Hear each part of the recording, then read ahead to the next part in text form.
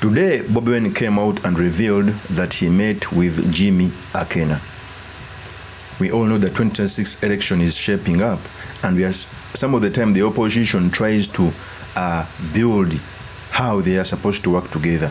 In a tweet, Bobi Wine came out to say, "Very pleased to host Honorable Jimmy Akena this morning. We discussed a wide range of matters touching our nation, especially at this critical time in our nation's history. Among others, we discussed the deep concerns we have for the future, but shared the hope as well." That was a tweet which was done by Bobi Wine, saying that he met with Jimmy Akena so that they discussed a lot of issues. So the purpose of this video, I've come to talk about the possible coalition and how it can be built together with Jimmy Akena and Bobi Wine. What results can it bring, and most importantly, the certain materials we can learn from the politics of our nation. But before I do this, I want to mention that if you're new to this channel, please subscribe. And if you're watching this video from a different platform, please head on to YouTube, type in Sula Mawagali. There's a lot of content of this nature. If geopolitics and economics is what you want, this will be definitely the right channel for you to subscribe to.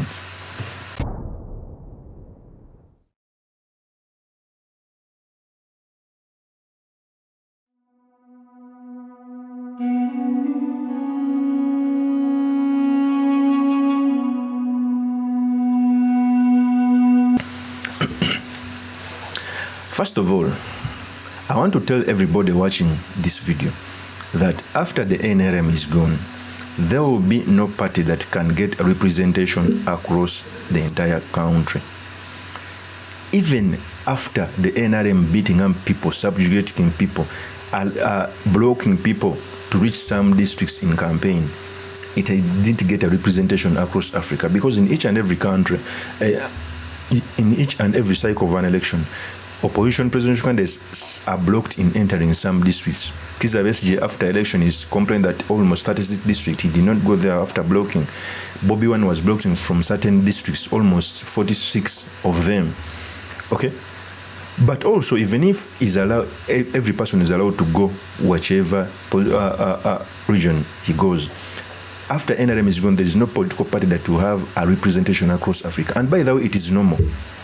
For example, in Kenya, because I don't want to talk about America and what. Even America, there are some regions which are predominantly Republican or Democrat. They don't get representation there.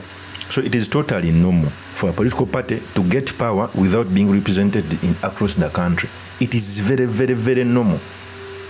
In fact, if you're in a proper democracy, even NRM would not get representation across the entire region. So it is true that not until leaders understand this, that even if you are stronger, you can get votes across the entire country. A presidential candidate can get votes across the entire country, but the representation cannot go across the entire country. In Kenya, a political party which is in power got a lot of representation in two regions, Mountain Kenya and Rift Valley. So if leaders understand so that they can work together genuinely, without side shows and under-table deals, they can bring General Museveni down. And I'm going to give you an example. After the opening up of multipartyism, Kamuzu Banda was defeated. Kamundu Zubanda was defeated by Bakiri Muruzu because they cut off too much support across the country. When Moi was being fought in Kenya, he used to get 35% of the vote. The other votes were shared among presidential candidates. So since Akena announced to run for the presidency, because we all know in the last election, 2021, General Museveni got 60% of the Lango sub-region vote. I think Bobi Wine got 35%. So if at all Akena can bring all the votes of the Lango sub-region at a tune of 80%, we would have closed out General Kaguta Museveni. But the problem is, if he runs as president and is defeated in his own region, that means he will be deemed working for Museveni. It is what happened between Amuriat. The Teso sub-region was won by General Museveni. Okay? So it painted Amuriat as a person who worked with General Kaguta Museveni, and all the money, that money that came in the party confirmed that. Okay? If at all he had brought the Teso sub-region vote, maybe those rumors would not have come to pass. So this is the way how Bobi Wine must work with Akena. One, they can enter an agreement that all seats which are taken by UPC. If Bobi Wine goes in the Lango sub-region, he campaigns for those candidates. The seats which are taken by NRM in the Lango sub-region, they can have a consensus, some to be left for the NUP, some to be left for the UPC, or they can all be left for the UPC. Okay? If they have a good understanding. The only problem with that is already the first head of UPC is in government. So what if Bobi Wine campaigns for the UPC MPs and after election, maybe in the most unlikely event Museveni wins, there's a memoranda where UPC candidates MPs should work with NRM. That's the only side effect. But if that is not going to happen, they must go that way. Because first of all, in the all leaders in the opposition, Bobi Wine is towering high amongst them. At least he has the national appeal. Everywhere he goes, he can be understood, contrary to Akena. Akena is only known in the Lango sub-region. And I'm not saying this with feelings. It's the fact. If you bring him in the central, basing on history and anything, he doesn't even have a councillor in the central region.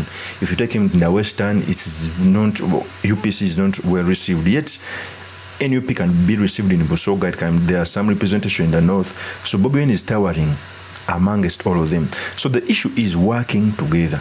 I think the way how they are supposed to work is if Bobi Wine goes in the Lango sub-region, at least he campaigns for the UPC candidates. The position which were grabbed by NRM, they can have a consensus, some left to the NUP, some left or to the UPC. I think that can be okay. Secondly, when you come to central Uganda, there are some political parties which were formed, the DA, the PFF. Truth is, if it is not okay for Bobi Wine to work with those political parties which were supposed to in the central region, because NUP is stronger. The reason is why you must work with the UPC, because NUP doesn't have roots in the Lango sub-region. There it is okay. But in Uganda, these small political parties need Bobi Wine more than he needs them. That's the truth. Yet in the north, Bobi Wine needs UPC than UPC needs him, because UPC is the majority in the Lango sub-region. In the north, they can share the north, because the north, in the north, that's actually sub-region. FDC is not dominant, UPC is not dominant, NRM dominated. So it means if they can enter the actually sub-region and they divide it so that they can get representation, it is okay. In the east, that is where Nandala Mafabi comes. All signs show that it's going to run on the FDC ticket. Even the east is dominated by NRM without maybe Busoga, but it's dominated by NRM representation. And all signs show that Nandala Mafabi is a clear loser. You know, in an election, there is a clear loser, there is a contender and a clear loser. With the exception of Akena, because Akena is as UPC is the majority in the Lango sub-region. In the Bugisu sub-region, NRM is the majority. So if Nandala Mafabi, if he wants to show himself as a bigger contender in the opposition, will he deliver the Bugisu vote and the representation at 80%? If he cannot deliver the Bugisu vote, that means he's working for the regime. Because amidst the opposition working together, there are also some stooges. There are those working for General Kaguta Museveni. For example, Norbert Mao keeps on saying that he's an opposition and he's going to run for the presidency. Yet he's in the cabinet. Norbert Mao wants to eat his cake and have it. So there is no way an opposition party can work with Norbert Mao, because Norbert Mao, first of all, doesn't have a stronghold.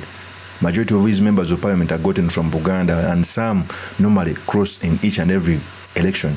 They don't even want him to campaign for them in the region. So do you know, having members of parliament who don't want you to campaign for them? Okay, so Norbert Mao does not have a stronghold.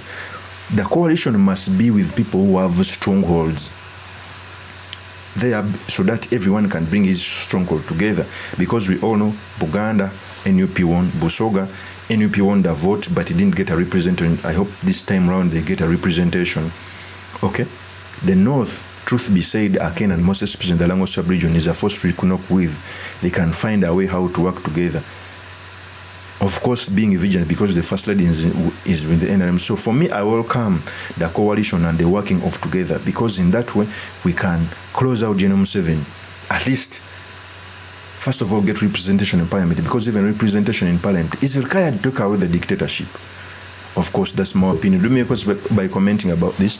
Thank you very much for listening in. If this is your first time on YouTube channel, I implore you to subscribe, like and comment so that I can be motivated to do more of such videos. I'll see you on another one. Peace.